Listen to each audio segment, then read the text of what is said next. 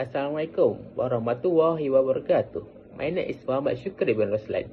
My metric number is E24A3430. This slide applies the problem overview and linkage to the Sustainable Development Goals. First, the main problems identified are deforestation and habitat loss, which directly relate to SDG 15, life on land, uncontrolled land clearing and forest degradation, reduced biodiversity, damaged ecosystem, and threatened wildlife habitats. This impact weaken the natural environment and reduce its ability to support human livelihood. The second issue is poor labor conditions and economic inequality, which are linked to SDG 8, decent work, and economic growth. Unsustainable land use activities often rely on informal or unsafe labor practice, providing short-term income but causing long-term social and environmental harm. In terms of SDG linkage, this issue aligns strongly with SDG 15. Specifically, it supports Target 15.1, which focuses on conserving terrestrial ecosystem, Target 50.2, which promotes sustainable forest management, Target 50.3, which aims to combat desertification and destroy the degraded land, and Target 50.5, which seeks to halt biodiversity loss. Overall, addressing this problem requires sustainable land management practice that protect ecosystem while also supporting fair employment and long-term economic growth. This slide highlights the linkage between the issue and Sustainable Development Goal 8, decent work and economic growth. SDG 8 focuses on promoting inclusive and sustainable economic growth while ensuring fair and safe working conditions. One key target is Target 8.3, which encourages sustainable economic growth and productive employment. This means supporting economic activities that create jobs without harming focus on the environment. Next, Target 8.5 aims to achieve decent work for all. This includes fair wage, equal opportunities, and job security, ensuring that workers benefit from economic development. Target 8.7 addresses the eradication of forced labor and child labor. A sustainable industry often rely on exploitative labor practice, and eliminating this is essential for social justice and long-term development. Finally, Target 8.8 focuses on protecting labor rights and promoting safe and secure working conditions, especially for vulnerable workers. Overall, linking the issue to SDG 8 emphasizes the importance of balancing economic growth with ethical labor practice and worker protection.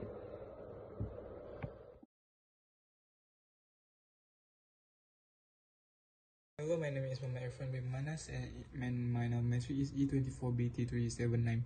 Now I'm going to present about economic analysis overview and MSY concept. In this slide, we analyze palm oil as a renewable resource from economic perspective.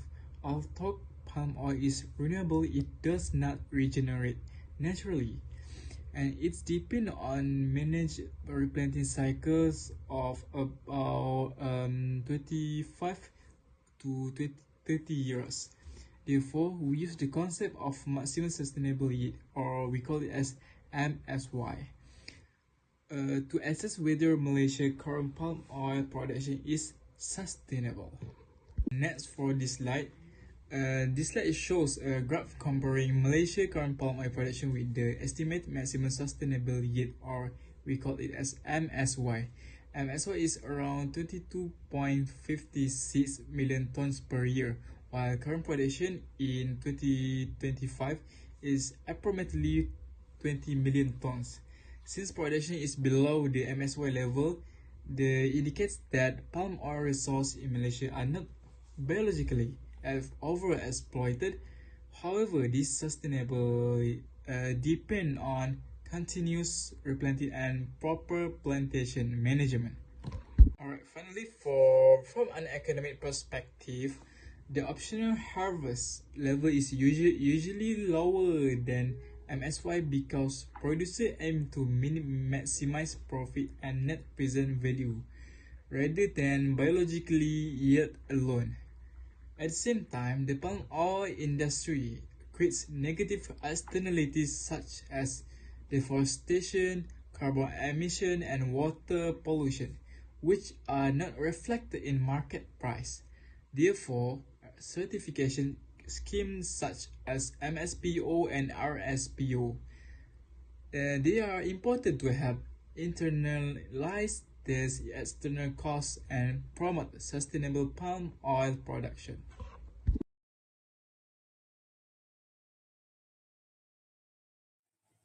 Policy recommendation for sustainable palm oil in Malaysia. First, stringent MSPO certificates and enforcement to improve compliance through subsidy, technical support, and training for smallholder to internalize environmental and social externality. Second, promote productivity-based growth, increase yield via high yield replanting, efficient fertilizer use, and precious agriculture instead of land expansion. Third, protect HCV forests and peatland. Enforce zero deforestation policy. Protect, protect, protect peatland and restore degraded land to preserve natural capital.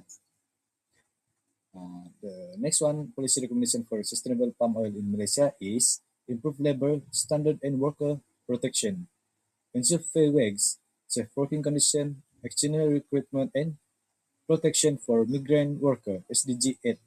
The last one is use economic intensive for sustainability, apply tax incentive, green financing, and export benefit to align private incentive for social and environmental goals.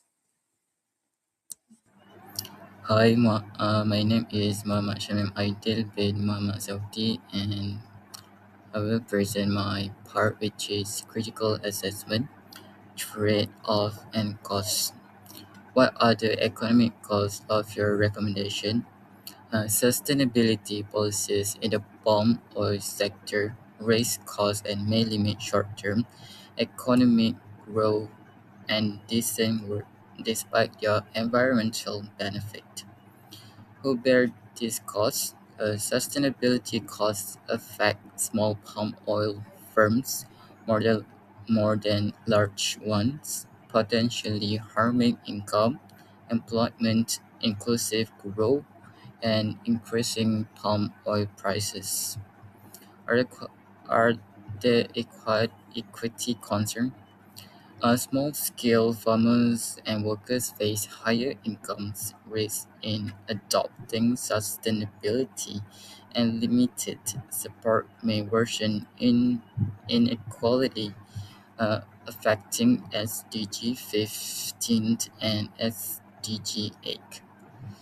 Short-term versus long-term trade-off. Sustainability policies may reduce profits and slow expansion, but in the long term, they improve productivity, protect the environment, and support SDG 8 and SDG 15.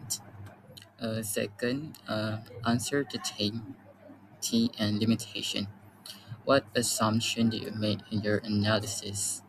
Palm oil production is renewable. Sustainability practices are enforced, and demand for sustainable palm oil continues. What data limitation do you face? Data limitation make it difficult to accurately assess ecosystem damage under SDG 15. How sensitive are your results to key assumptions? Findings depend heavily on discount rates, regeneration rates, and future prices.